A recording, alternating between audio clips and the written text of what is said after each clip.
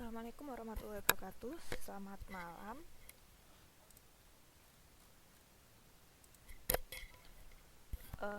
Bisa dengar suara saya?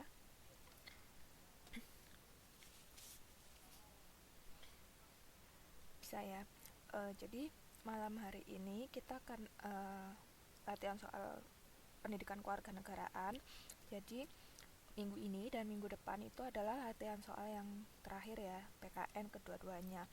Nah, uh, berhubung kita nanti itu uh, dapat ujian dua kali, maksudnya di kelas saya ada PKN sama IPS, jadi kita nanti akan membagi waktu ujiannya karena memang waktu ujiannya itu dari tanggal 24 kalau nggak salah ya, waktunya cuma seminggu. Jadi kalau misalnya kita paskan nanti takutnya nggak keburu, jadi saya mengadakan ujiannya itu tanggal 18 itu untuk IPS dan tanggal 25 itu untuk PKN. Jadi 3 minggu lagi ya. Karena minggu ini 3 minggu, 2 minggu lagi. Jadi minggu minggu ini kan masih latihan soal, minggu depan latihan soal. Nah, minggu depannya lagi kita ujian IPS, terus yang selanjutnya kita ujian PKN. Nah, ini ujiannya udah tahu kan ya, udah dikasih tahu bahwa ujiannya itu sifatnya online. Jadi kita masuk kelas seperti biasa, di mana nanti mbak-mbak dan mas-mas akan mengerjakan soal yang saya berikan. Waktunya cuma 2 jam, jadi dari jam 9 sampai jam 11 malam itu nanti langsung dikumpulkan. Jadi saya harapkan semuanya bisa masuk karena memang ketentuannya nggak ada tambahan waktu dan juga nggak ada ujian susulan. Jadi langsung hari itu juga nilai akan langsung disetor, sehingga untuk minggu selanjutnya bisa langsung fokus di ujian nasionalnya. Jadi karena ini ujian sekolah, 2 minggu itu aja. Jadi nggak ada ujian susulan kayak gitu. Untuk teman-teman yang biasanya mungkin nggak bisa hadir, mohon diberitahu dulu sehingga mereka ada persiapan untuk mengerjakan ujiannya itu tadi, karena nanti uh, nilai akan langsung di-store dan tidak ada ujian susulan.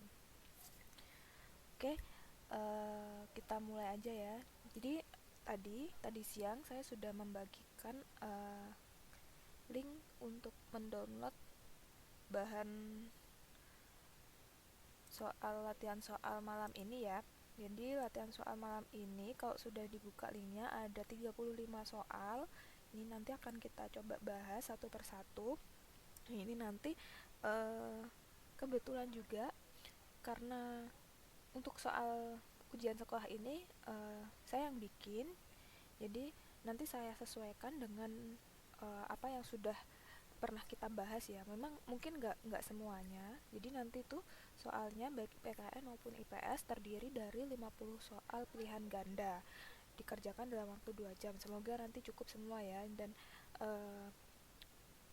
sebagian besar nanti soalnya adalah soal yang sudah pernah kita pelajari, sudah pernah kita bahas sebelumnya. Nanti kalau misalnya kemarin-kemarin masih belum sempat untuk belajar, nanti bisa dibuka-buka lagi soal-soalnya, nanti bisa dipelajari lagi dan semoga nanti hasilnya tidak mengecewakan. Oke, langsung saja kita mulai. Amin. Ini bisa semuanya bisa lulus semua ya. Jadi nanti kalau sudah selesai ujian sekolah langsung fokusnya ke ujian nasionalnya. Idealnya kayak gitu. Oke, kita mulai dulu. Ini ada Mbak Tiarneng sih ya, nanti gantian aja ya kalau bisa.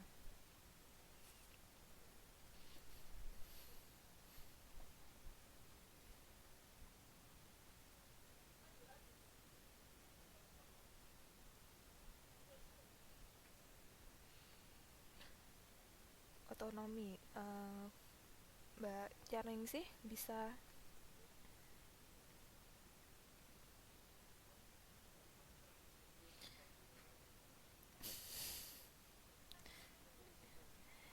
Oke, Jadi ini kita lihat ya, di sini kita bahas.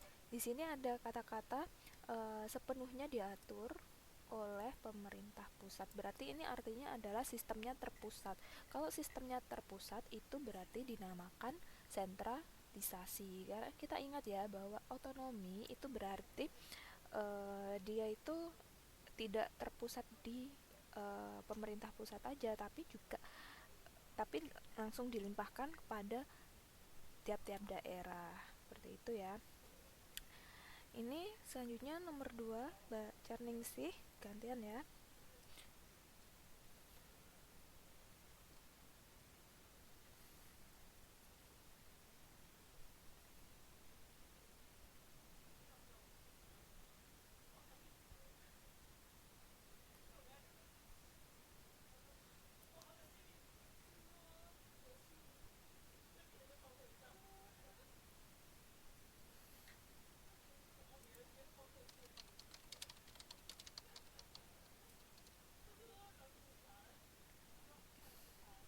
B. Desentralisasi.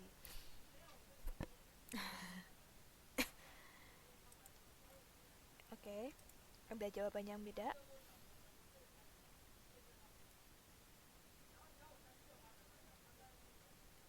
Konsentrasi. Mbak Siti.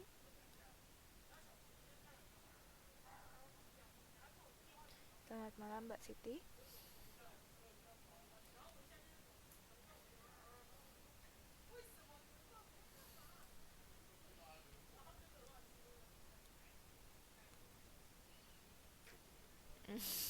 Wah, beda-beda ini ya.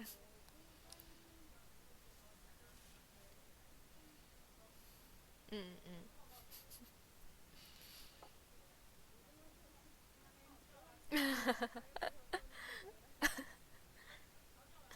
Oke, oke, kita akan bahas ya.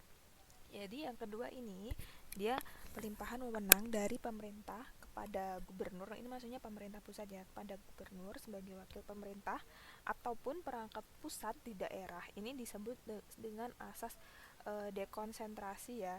Karena apa? Ini maksudnya adalah kita tidak kalau tadi ya, kalau sentralisasi ini kan berarti semuanya diatur oleh pemerintah pusat. Nah, tetapi kalau misalnya eh, di kan kita masih ingat ya bahwa asas otonomi daerah itu ada berapa? Ada 3 ya. Bisa dibuka di halaman berapa ini? Di buku modulnya. Oh, bentar.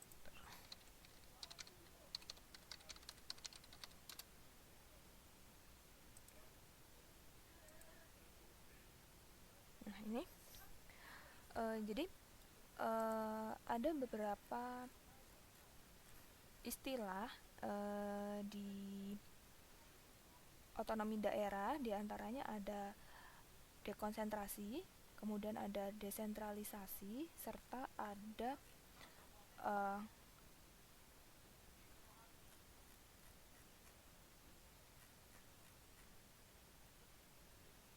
asas tugas pembantuan.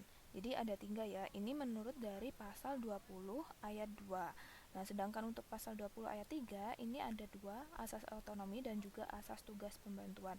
Nah, sebenarnya semuanya ini sama, tujuannya adalah agar setiap daerah itu bisa lebih berkembang dan juga lebih memberdayakan potensi yang ada di masing-masing daerah tersebut. Nah, kemudian apa sih yang dimaksud dekonsentrasi? Dekonsentrasi sendiri adalah kewenangan pemerintah yang dilimpahkan kepada gubernur. Nah, ini biasanya dia lebih ke kewenangan seperti pengelolaan keuangan, misalnya pendapatan dari daerahnya, kemudian juga dana yang bersumber dari pajak ataupun sumber daya alam, kemudian juga pinjaman daerah dan uh, lain-lainnya ya. Nah, sedangkan desentralisasi itu berarti dia itu pembagian kekuasaannya itu tidak hanya eh, dari pemerintah pusat, tetapi dibagi menjadi ada pemerintahan yang merupakan wewenang dari pemerintah daerahnya, seperti itu. Jadi kalau di sini ada untuk pelimpahan wewenang itu dia masuk ke asas dekonsentrasi. Oke, selanjutnya nomor 3, Mbak Siti.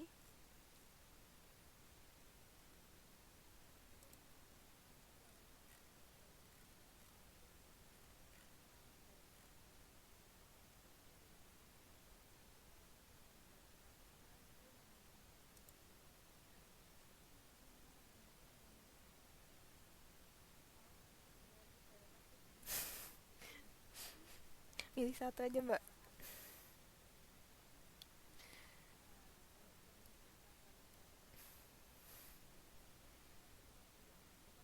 Mm-mm.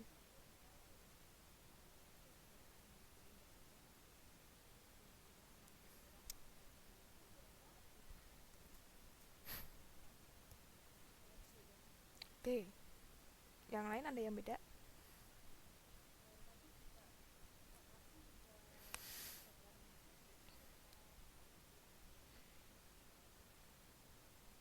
Mbak Charningsih A ya, Mbak Siti D, Mbak Charningsih A, Mbak Suparmi, Mbak Suparmi juga A. Jadi kita lihat ya bahwa di sini contoh nyata peran masyarakat. Nah, kira-kira membayar pajak ini contoh nyata peran masyarakat nggak? Nyata ya.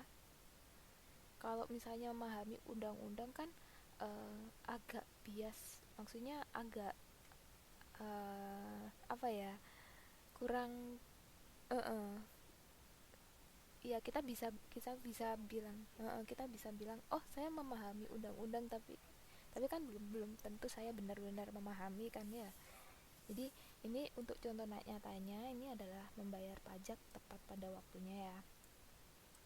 Oke, balik lagi ke Mbak Suparmi.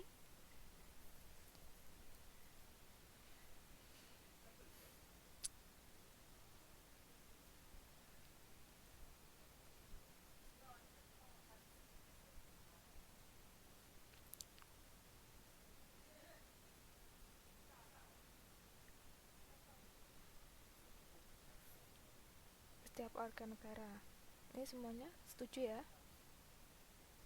Ya, jadi upaya pembelaan negara ini merupakan tanggung jawab kita semua ya sebagai warga negara. Jadi nggak hanya presiden, nggak hanya DPR, nggak hanya pemerintah, tapi semuanya sebagai warga negara. Karena kita pengen hidup kita aman, kita tentram, tentunya kita juga akan berusaha gimana sih caranya biar kehidupan kita itu aman, nyaman, dan tentram. Selanjutnya nomor 5, Mbak Charningsih, silakan.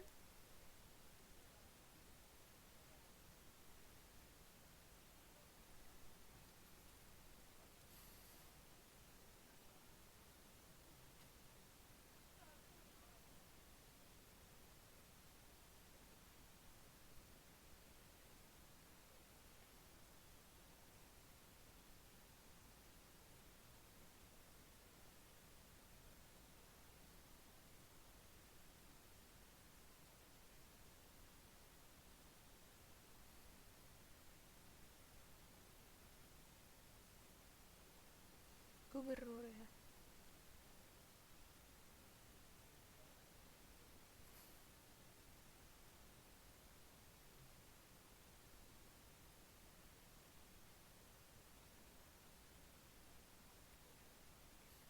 Mhm.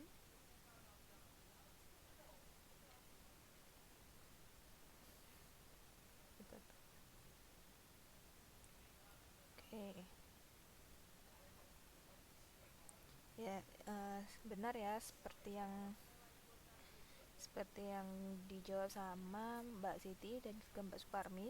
Kalau gubernur itu berarti dia ada di provinsi. Biasanya kan gubernur Jawa Timur. Nah, kalau misalnya daerah kota, di sini adalah wali kota.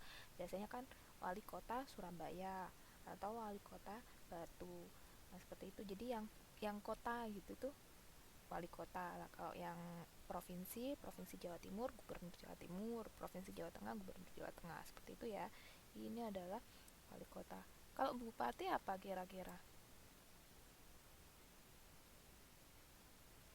Kabupaten. Di uh-uh.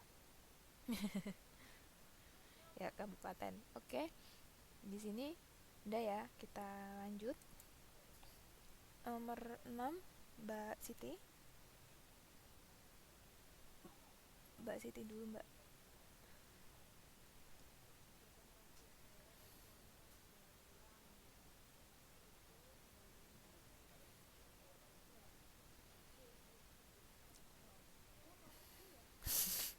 Bingung.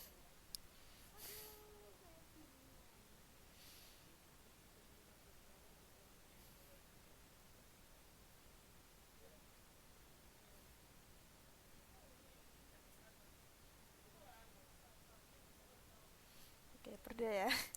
Mas Suparmi, Perda juga ya. Ya. Mm-mm. Peraturan daerah.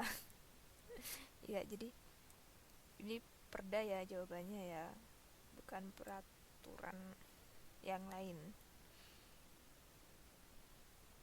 Nomor 5 tadi jawabannya wali kota, Mbak. B. Mm-mm. Kalau nomor 6 Perda.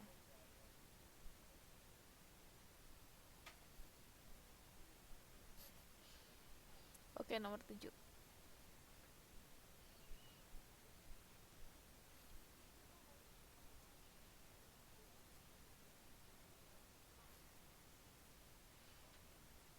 A ya. Yang lainnya ada yang beda? Apa ya udah ngikut Mbak Suparmi aja gitu? Ngikut aja ya, bingung ya. Ya, ini kalau peraturan daerah diatur di pasal 18 ya emang. Semuanya walaupun pasal 18 itu sebenarnya ada pasal 18 A, B, C gitu semuanya. Pokoknya pasal 18 ini mengatur peraturan daerah. Oke, nomor 8 Mbak Charningsih.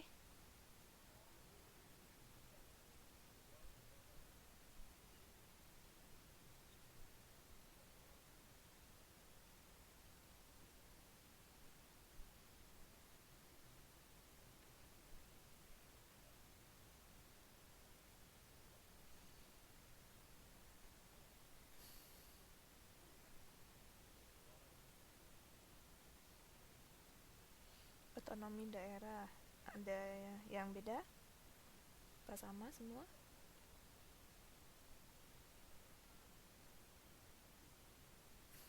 Otonomi daerah juga ya. Oke. Ya, jadi kewenangan untuk mengatur dan mengurus sendiri urusan pemerintah dan kepentingan masyarakat ini adalah pengertian dari otonomi daerah. Selanjutnya nomor 9, Mbak Siti.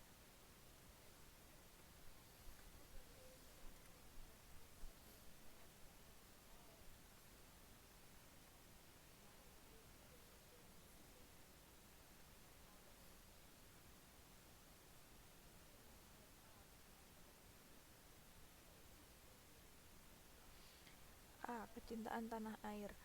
Yang lainnya ada yang beda nggak? Apa ya udah sama?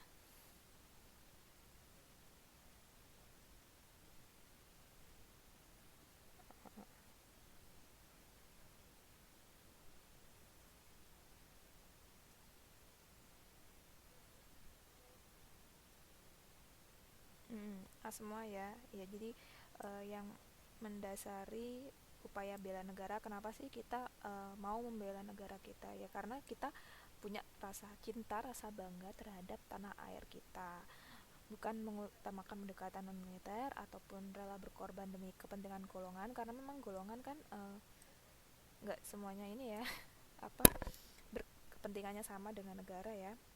uh-uh. Terus kalau juga kepentingan pribadi ya jelas nggak ini ya. Oke, nomor 10. Hmm,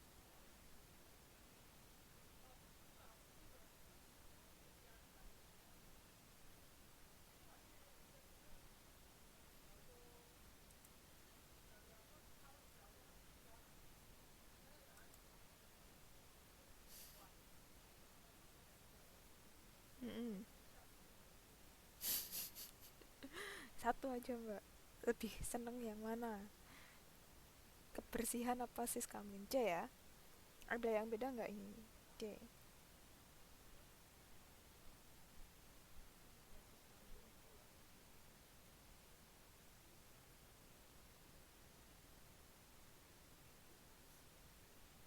Ya, siskamling ya. Jadi di sini adalah upaya bela negara. Tadi kan kita bahas bahwa upaya bela negara ini kan setidaknya menjaga keamanan negara ya, ketertiban negara. Nah, ini caranya kalau di lingkungan masyarakat kita ini biasanya adalah melaksanakan siskamling. Jadi ada kasarnya ada tugas menjaga keamanan lingkungan. Ini disebut dengan siskamling. Oke, selanjutnya nomor 11 Mbak Jarning sih.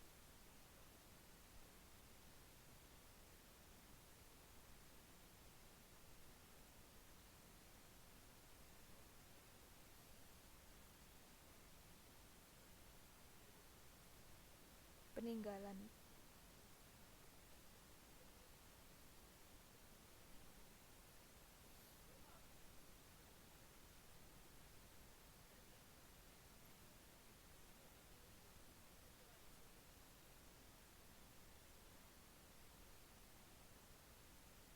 C. Ada lagi yang beda? Apa C semua? C semua ya. Oke. Jadi memang kewajiban bela negara ini merupakan sangat penting ya dilakukan oleh setiap warga negara karena ini merupakan tanggung jawab. Nah, ini di garis bawahi merupakan tanggung jawab sebagai warga negara. Oke, nomor 12 Mbak Siti.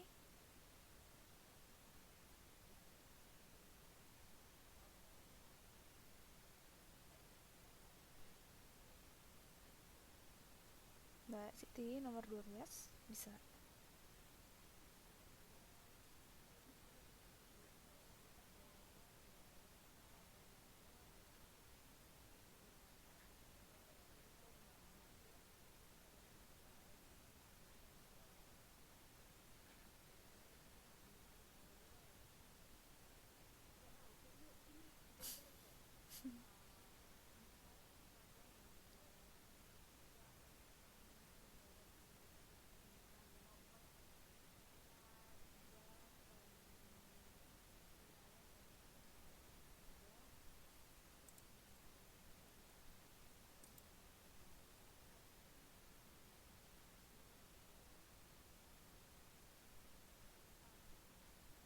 Satu, dua, empat. Ada jawaban yang beda? Apa semuanya setuju?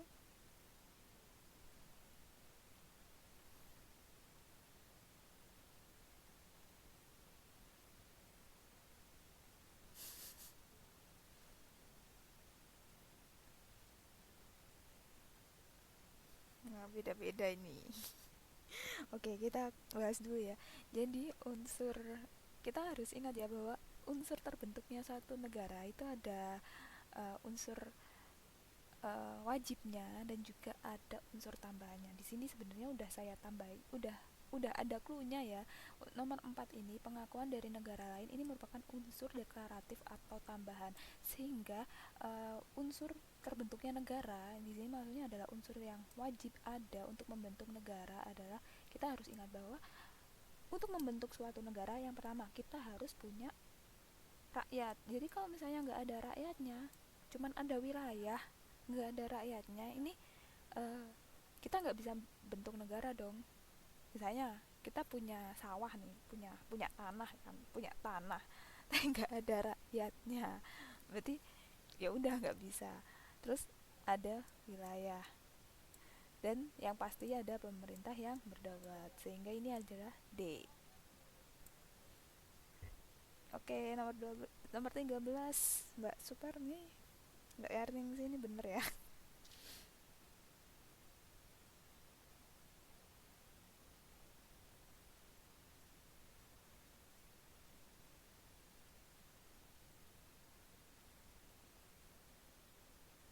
Kecuali negara.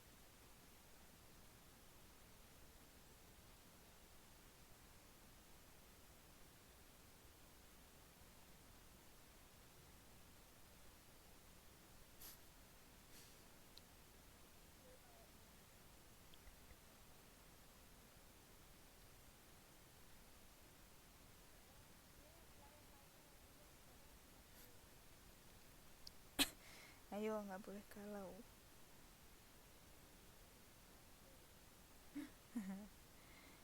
Ya, ini kita lihat bahwa di sini ada kata-kata wilayah dibagi menjadi tiga.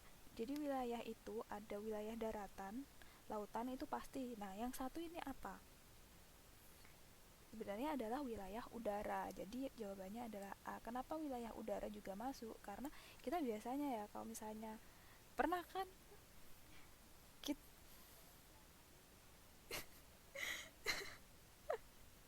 jadi ya jadi kan ini kalau misalnya kita melakukan penerbangan, ingat kan kalau melakukan penerbangan itu kita biasanya kan ada yang namanya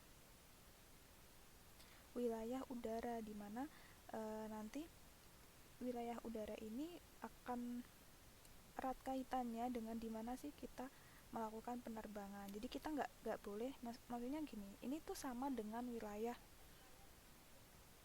ya. Jadi biasanya tuh kalau misalnya ada pesawat asing yang dia itu lewat di atas udara apa di atas di udara di atas wilayah kekuasaan kita itu biasanya mereka tetap harus wajib laporan kayak gitu. Jadi bisa bisa diidentifikasi mereka itu tujuannya untuk apa, apakah untuk pesawat komersil atau untuk apa kayak gitu. Jadi tetap ada udara, laut sama darat. Oke. Ini nomor 14 Mbak Charning sih.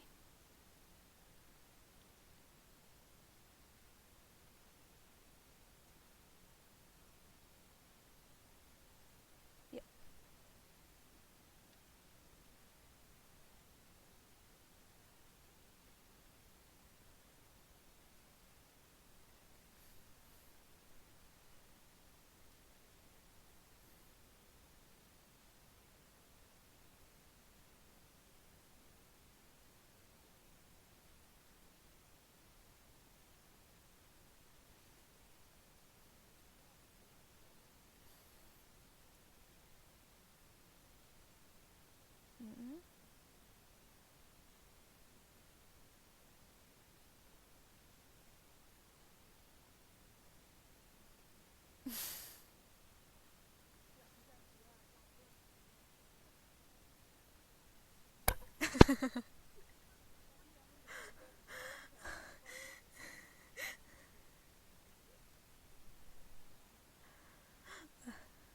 4, nomor 13 tadi negara A.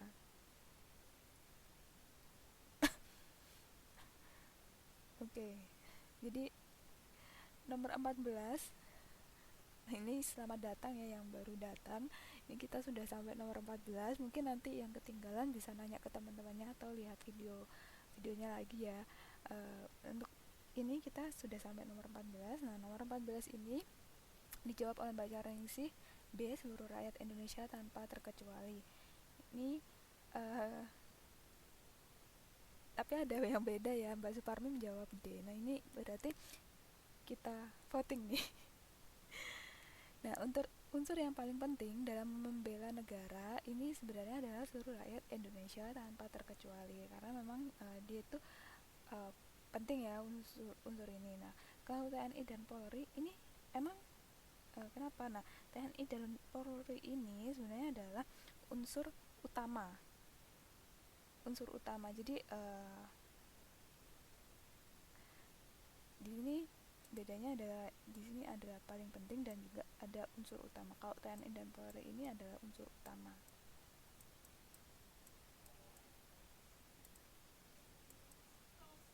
Hmm, B. Ya.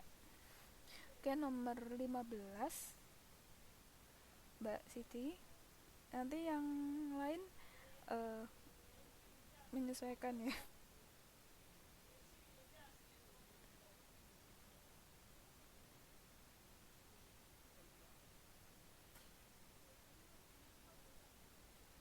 Ya.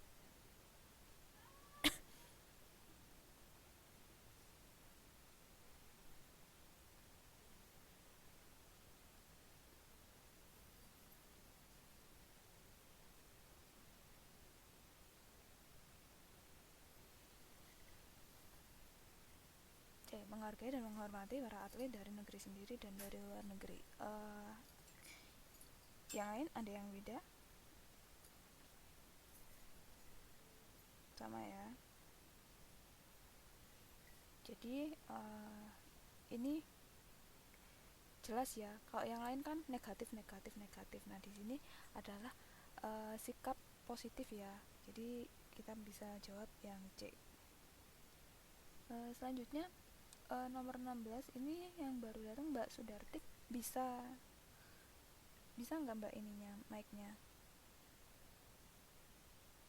atau Mas Raihan bisa? Kalau nggak bisa nanti kita ke Mbak Suparmi lagi.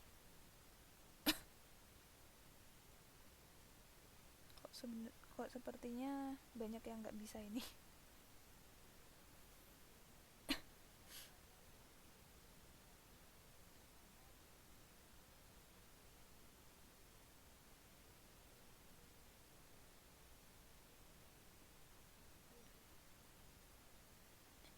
D. Ada yang beda atau semuanya sama ini?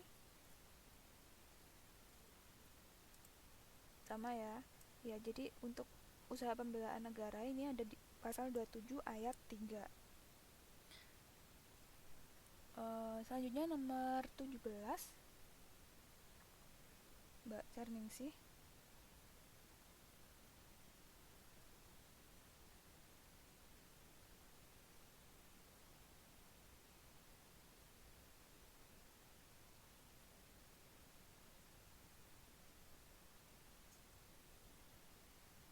Halo.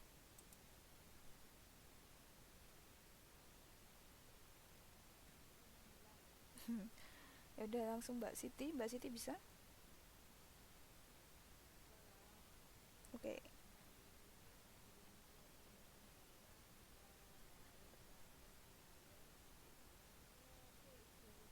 Ideologi tadi udah dibahas ya. Kalau masih ingat tadi ada rakyat, ada wilayah, ada pemerintahan. Jadi ini jawabannya pasti C. Oke, kita langsung ke nomor 18.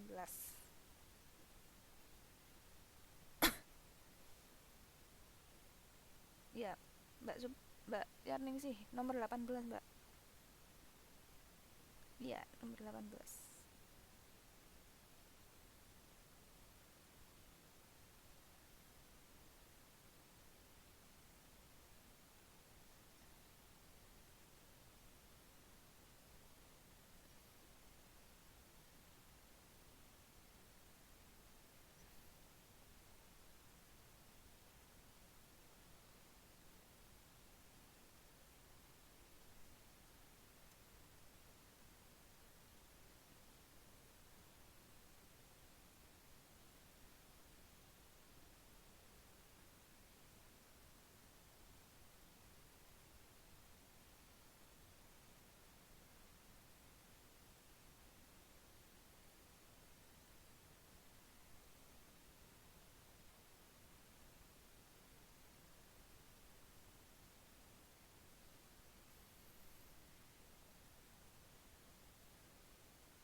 Mbak Yarning sih menjawab D.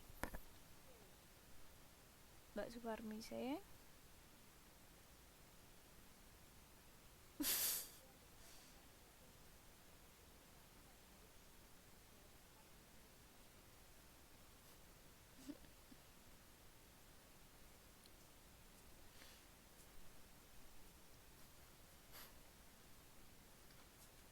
C ya. Setuju ya C ya. Ya.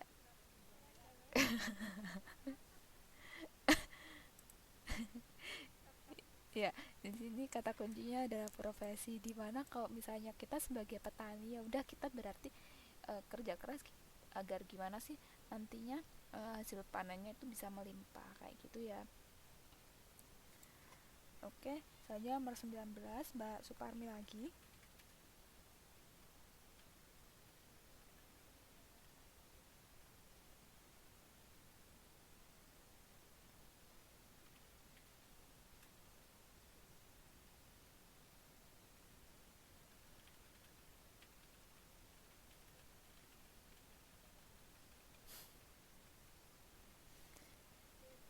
C ya, pendidikan kewarganegaraan. Ini sama semua ya. Upaya pembelaan negara ini melalui pendidikan kewarganegaraan kalau dia itu siswa. Nah, kalau misalnya eh, dia militer ya pelatihan dasar kemiliteran. Terus kalau misalnya dia itu eh, ada profesinya misalnya petani, guru, terus nelayan, pedagang, ya dia mengabdi sesuai dengan profesinya. Nah, kalau misalnya dia itu sebagai TNI, ya dia mengabdi sebagai TNI gitu. Oke, nomor 20. Ini Mbak Siti.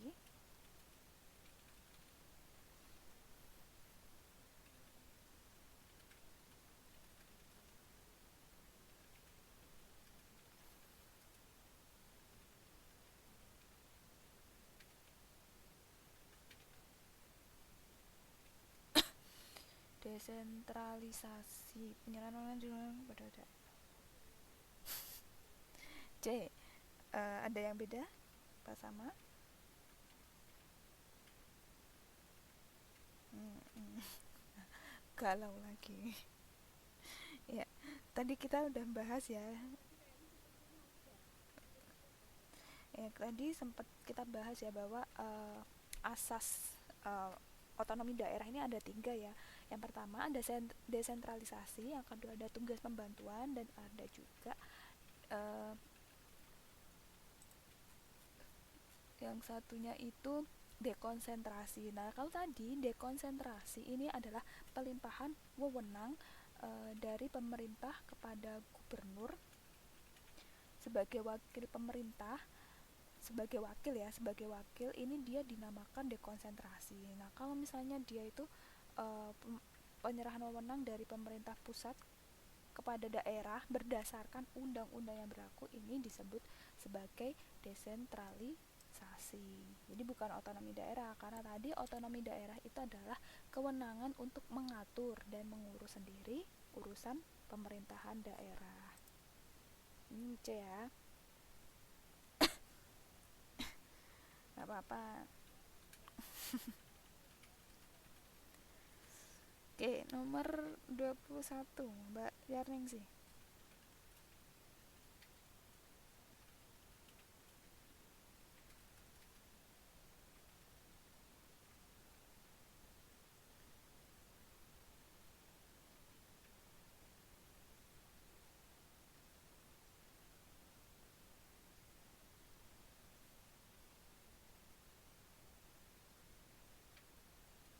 Mati ya.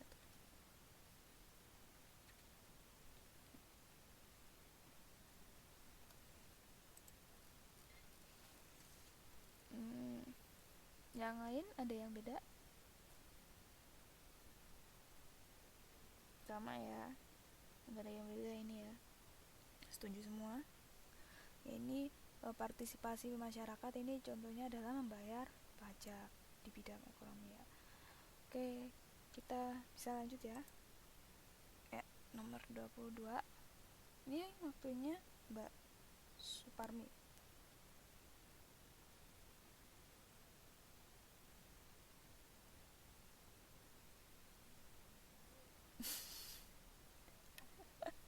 Ini tadi udah ya. Udah kita bahas. Ya, jawabannya pasti ya. Karena tadi kalau yang bupati tadi apa bupati? Masih ingat bupati? Kabupaten, wali kota. Wali kota di kota ya. Jadi kalau di provinsi gubernur. Oke, nomor apa? Kaudanan itu kayak karesiden bukan, desa-desa gitu kan.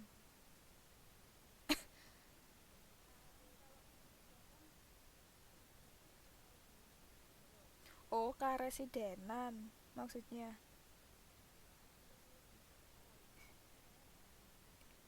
Itu itu pembagian pembagian dulu dulu sih. Iya, pembagian wilayah dulu sih itu, pas zaman masih masih penjajahan kayak kayak gitu. Kalau sekarang sih udah enggak, jadi kan udah apa, kabupaten kayak kayak gitu kan, provinsi kabupaten gitu. Biasanya sih masih masih dipakai kalau dalam ini yang tertentu sih, dalam apa, eh, acara-acara tertentu.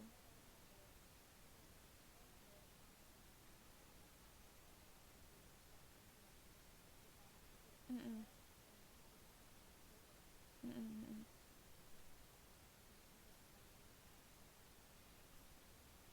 Itu ya, itu dibagi menurut karesidenannya sih, kayak misalnya biasanya itu yang jadi satu daerah itu Lamongan, Tuban, sama Bojonegoro kayak gitu. Itu jadi satu. Terus Mojokerto ikut nggak ya, saya agak lupa. Kalau nggak salah kalau Mojokerto itu sama kayak Gresik, kayak gitu dibaginya. Masih kayak pembagian sistem lama sih. Nomor 23 langsung ya, ini udah jelas ya. Nomor 23, Mbak Siti mendunia, ada yang beda? Nggak ada ya? Ya, jawabannya D ya. Oke, nomor 24,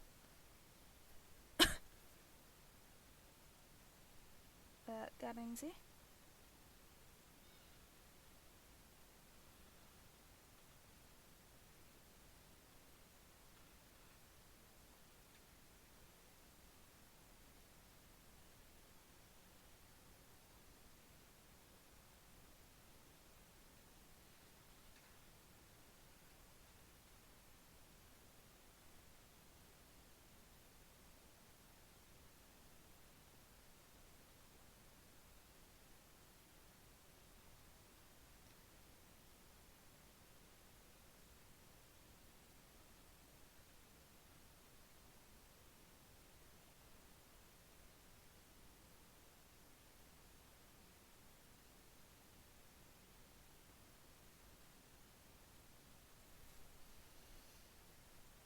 Munculnya kelompok atau golongan tertentu untuk bertindak memperkeruh keadaan daerah. Ini ada yang beda nggak dari Mbak Tianing sih? Apa sama semua?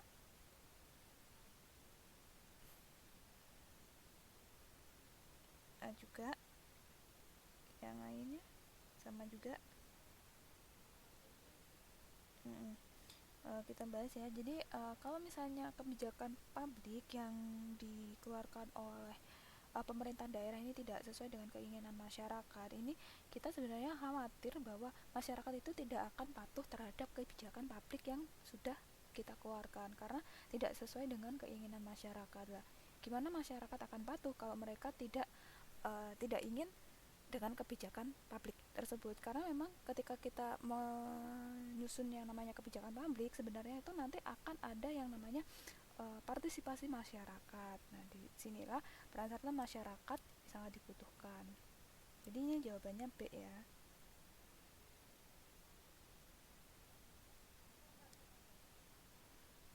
Hmm,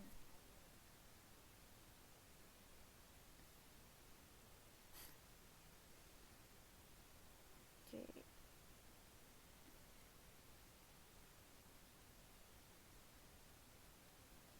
Mm -mm. 24B. Nomor 25 waktunya siapa? 25.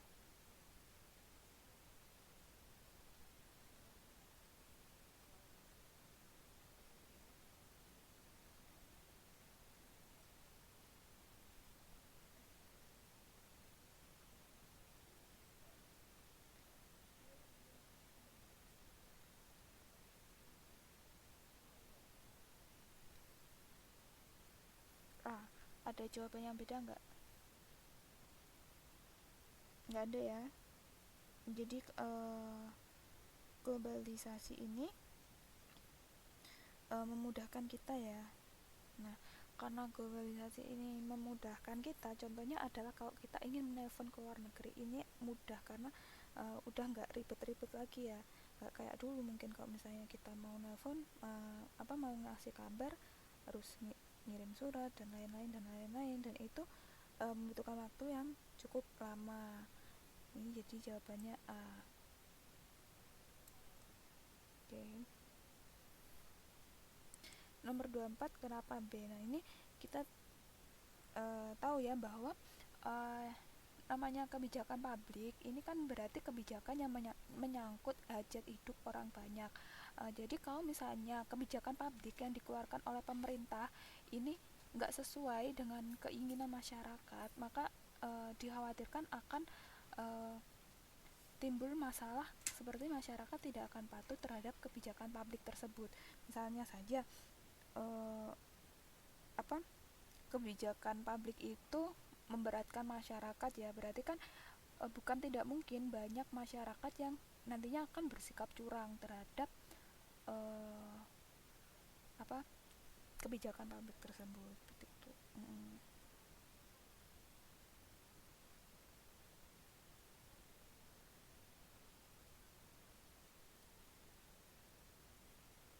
Oke, ya ini bisa kita lanjutkan ya. 26 berarti Mbak Siti.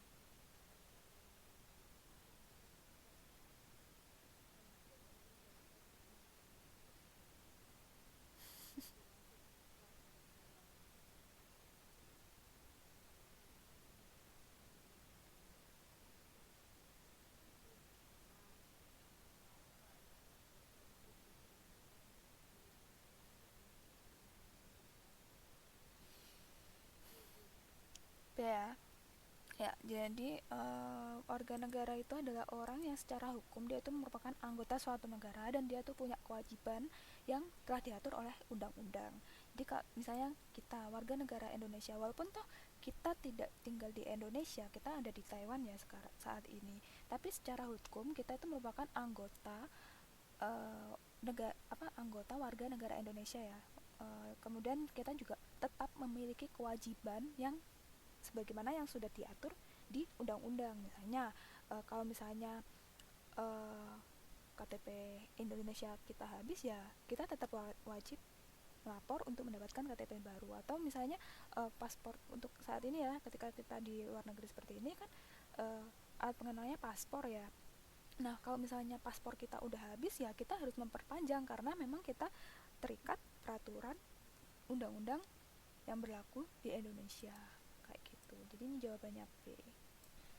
Misalnya nomor 27, Mbak cari sih ya.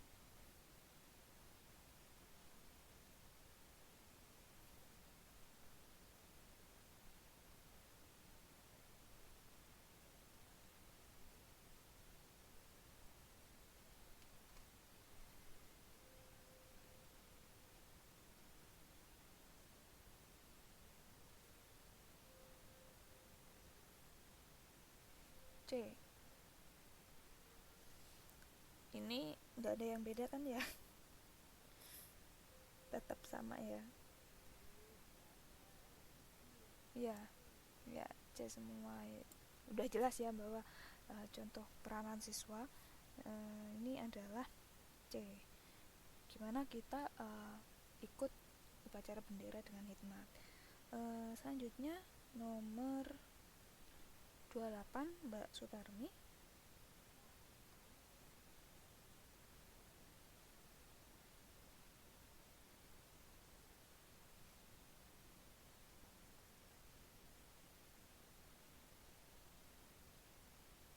Norma hukum. Ya, jadi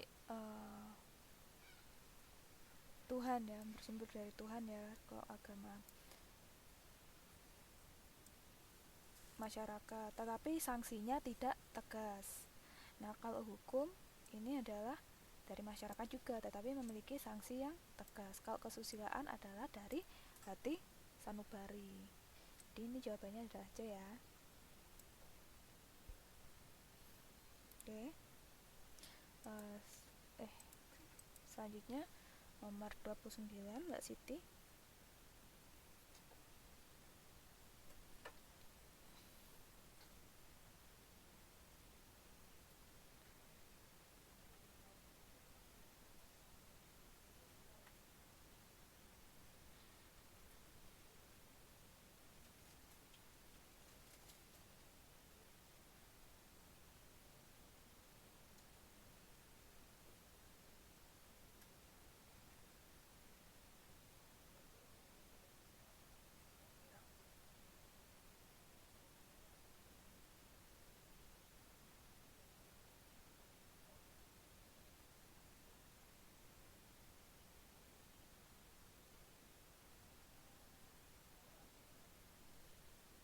A.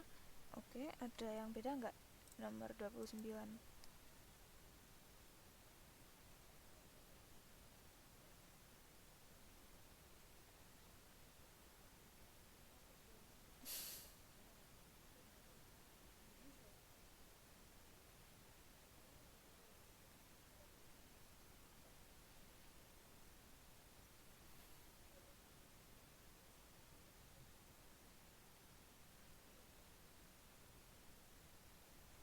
Mbak Yarning Sipe, Mbak. Ayo, ayo, ayo.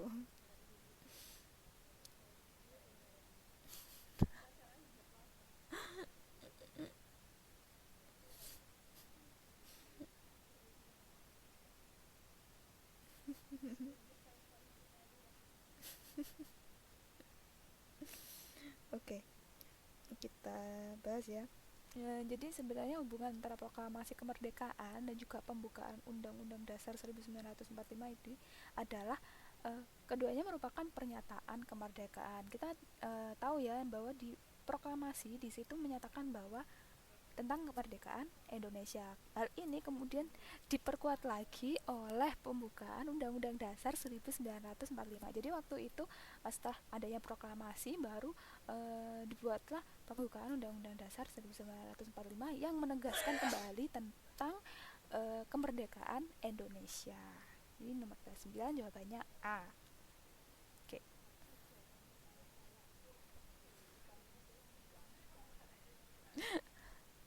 Lah, kalau yang dasar negara ini lebih tepatnya adalah Undang-Undang Dasar 45 dan Pancasila. Kalau yang B, kalau B itu Pancasila dan Undang-Undang Dasar. Nah, ini hubungannya adalah keduanya dasar negara. Tapi kalau proklamasi dia itu merupakan pernyataan kemerdekaan. Seperti itu. Ya, nggak apa-apa. Oke, selanjutnya eh, Mbak Charingsi nomor 30.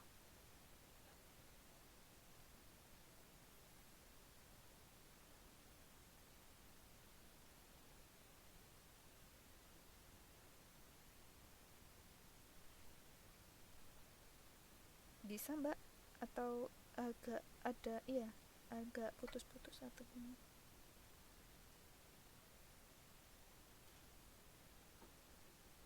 Udah bisa.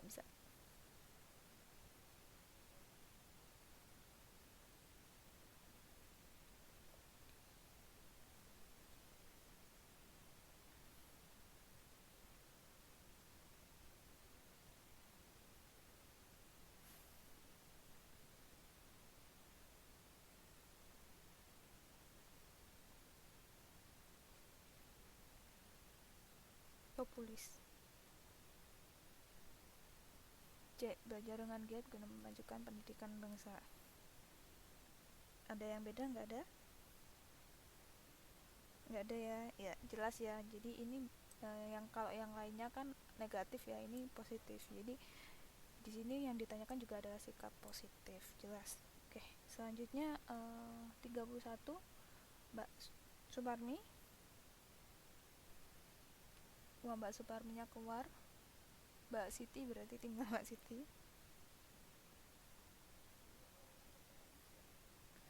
Mungkin koneksinya sepertinya.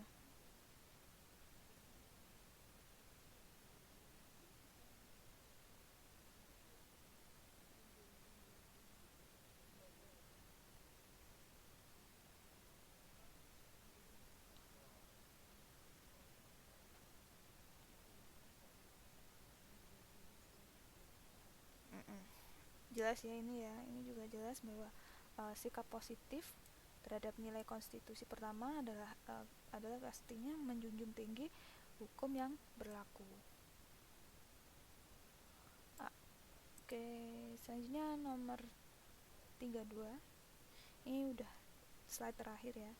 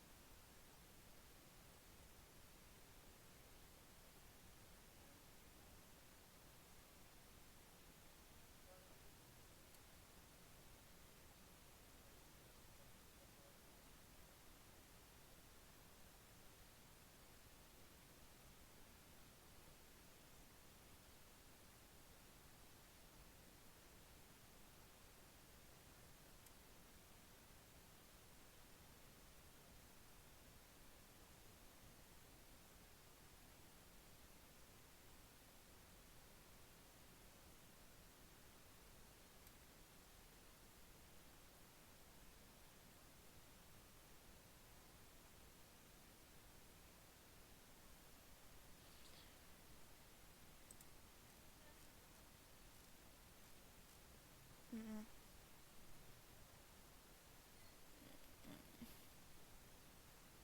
Ya, C ya, karena memang yang namanya uh, menyampaikan pendapat kita itu punya hak secara bebas untuk menyampaikan pendapat kita, tetapi kita harus ingat bahwa kita juga tetap harus bertanggung jawab dengan uh, pendapat yang telah kita sampaikan. Nggak boleh ketika kita punya pendapat kita lepas tangan dengan pendapat kita. Artinya kalau misalnya memang pendapat kita salah ya, ketika kita dibenarkan, kita apa dan kita tahu ya bahwa pendapat kita salah, kita harus menerima bahwa oh, pendapat kita salah dan nggak apa-apa dibenarkan, karena memang kita bertanggung jawab terhadap apa yang sudah uh, kita keluarkan gitu ya, pendapat yang sudah kita keluarkan seperti itu. Dan pastinya kalau misalnya ini ada hubungannya juga, misalnya kita ada berita gitu ya, ketika kita men-share berita kita juga harus ingat apakah berita yang kita sampaikan tadi itu benar ataukah itu uh, beritanya nggak benar, kemudian juga apakah berita itu bermanfaat atau enggak, seperti itu. Jadi kita tetap harus bertanggung jawab, jangan sampai kita udah semangat-semangatnya men-share berita, ternyata berita yang kita share itu berita yang nggak benar. Nah ini tentunya akan menimbulkan fitnah dan nantinya akan menimbulkan masalah ya di akhir. Nah ini jangan sampai terjadi seperti itu. Kita tetap harus bisa mempertanggungjawabkan apa yang kita bicarakan, apa yang kita share, apa yang uh, kita informasikan, seperti itu. Ya, nomor 33 Mbak Siti.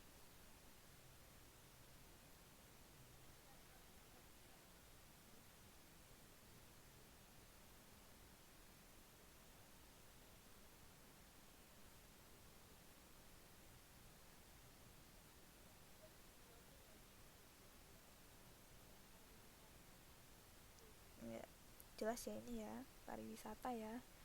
Karena ini ada kata-kata berwisata ke luar negeri. Misal ada kata-kata berwisatanya, nggak mungkin ini pendidikan ya.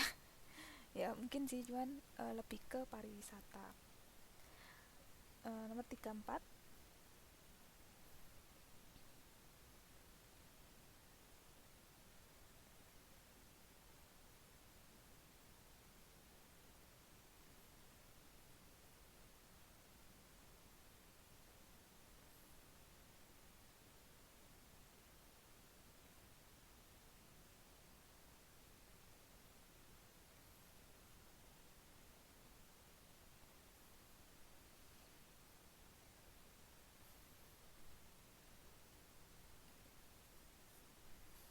Ya, ada yang beda nggak? Ya, D.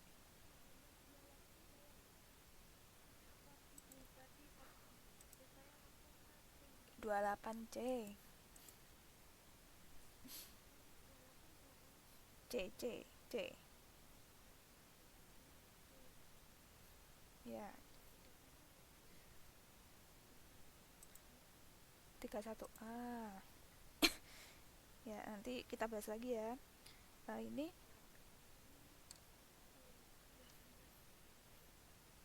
39, 29. A, A.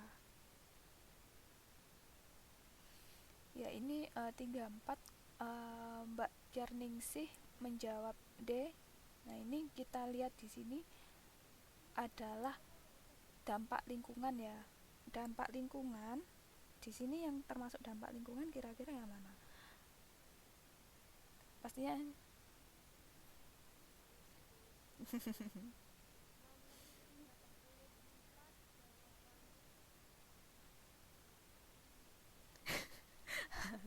ya, di sini polusi ya. Karena di sini ada dampak lingkungan. Jadi kalau dampak lingkungan di sini adanya polusi. Mm-mm.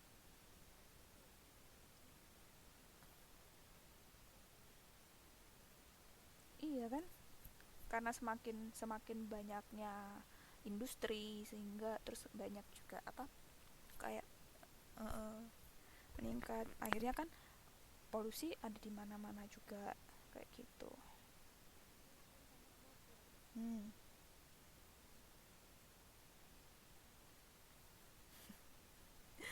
Ya, ini terakhir nomor 35, Mbak Suparmi.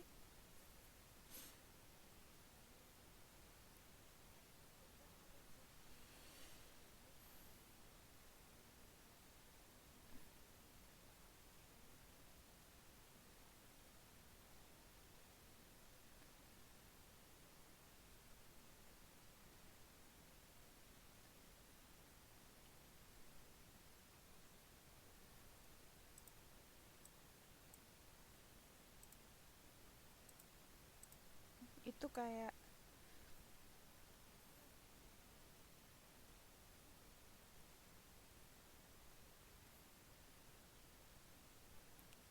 Mbak Yarningsih B. Mm,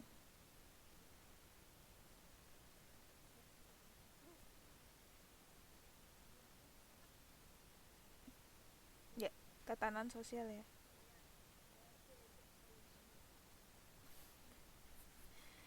Ya, ini solidaritas antar masyarakat ini adalah sosialisasi antar masyarakat. Jadi semakin kesini biasanya itu sikap antar masyarakat itu semakin acuh ya, semakin nggak peduli dengan sekitar. Nah, ini terutama karena pengaruh di bidang tatanan sosial. Artinya nggak seperti dulu lagi. Ketika dulu itu kan masih ada unggah-ungguhnya. Kalau sekarang karena tatanan sosialnya sudah mulai berbeda, lebih individualisme.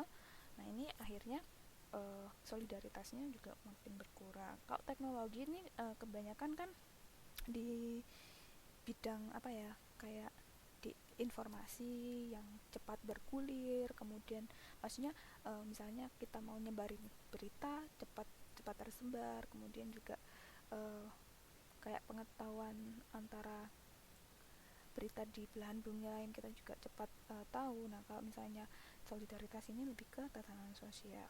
Oke, sampai sini udah dihitung ya salahnya berapa, kira-kira nanti kalau ngerjain bisa apa enggak ya. Ya tadi kan mm, mm, insya Allah. Nah, ini uh, saya ingatkan lagi bagi teman-teman yang baru bergabung bahwa uh, minggu depan kita akan masih membahas latihan soal pendidikan kewarganegaraan atau PKN. Kemudian minggu depannya lagi kita akan ujian sekolah IPS. Jadi tanggal 18 kita ujian sekolah IPS dan tanggal 25 kita ujian sekolah PKN. Kenapa kita lebih dulu tanggal 18? Karena memang waktu pelaksanaan ujiannya sendiri itu tanggal 24 sampai kalau nggak salah tanggal 29 apa ya? Sekitar tanggal segitu. Nah, sedangkan uh, sampai 5 itu saya kurang tahu sih. Kak, kemarin tuh kayaknya ujian sekolahnya cuma bulan April toh. Soalnya Mei itu sudah UN, udah UNAS. Jadi uh, jadi kita mulai lebih awal, soalnya kita ada dua ujian ya, ada PKN dan IPS. Nggak apa, agak kurang bisa kalau dijadiin satu nanti, kan waktunya terlalu, nggak mungkin juga saya ngasih makanya satu hari. Mungkin saya bisa sih bikin soalnya, cuman kan kasihan mbak-mbaknya, mas-masnya, masa ya harus ngerjain 4 jam ngerjain ujian dalam satu hari, kan terlalu berat, belajarnya juga nanti terlalu banyak. Jadi eh, tanggal 18 kita akan ujian IPS, tanggal 25-nya kita akan ujian PKM. Soalnya ada 50 soal pilihan ganda dengan waktu ujiannya 2 jam. Jadi kita akan mulai jam 9 sampai jam 11. Ini soal soal ujiannya secara kita lakukan secara online, tidak ada tambahan waktu. Yang pertama, tidak ada tambahan waktu. Jadi telat mengumpulkan dianggap tidak mengikuti ya, tidak mengikuti ujian. Terus juga tidak ada ujian susulan. Jadi diharapkan semuanya masuk jam 9 sudah standby, sudah oke. Kalau bisa sebelum jam 9 kita sudah standby semuanya, jam 9 kita mulai, kita selesai jam 11. Nanti skornya akan langsung uh, ada, dan yaitu adalah hasil ujian sekolahnya, kayak gitu. Ada, iya. Jadi dipastiin ya, pas waktu itu bisa. Kalau misalnya memang benar-benar nggak bisa, mungkin bisa uh, memberitahukan Bu Ida dulu untuk selanjutnya nanti kebijakannya seperti apa, kayak gitu. Jadi izin dulu. Tanggal 18 IPS, tanggal 25-nya PKN. Hmm. Ada pertanyaan lagi nggak dari sini?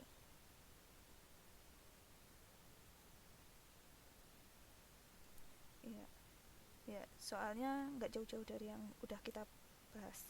Oke, terima kasih atas kehadirannya malam ini. Semoga nantinya bisa bermanfaat ya, dan semuanya mendapatkan hasil yang terbaik. Amin ya rabbal alamin. Selamat malam dan selamat beristirahat. Assalamualaikum warahmatullahi wabarakatuh.